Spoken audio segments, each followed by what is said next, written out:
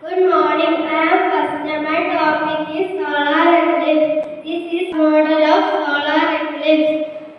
This is Earth. This is Moon. This is Sun. Solar eclipse occurs when the Moon comes between Earth and the Sun. I will show you. When the moon is between Earth and Sun, the shadow of moon falls on Earth.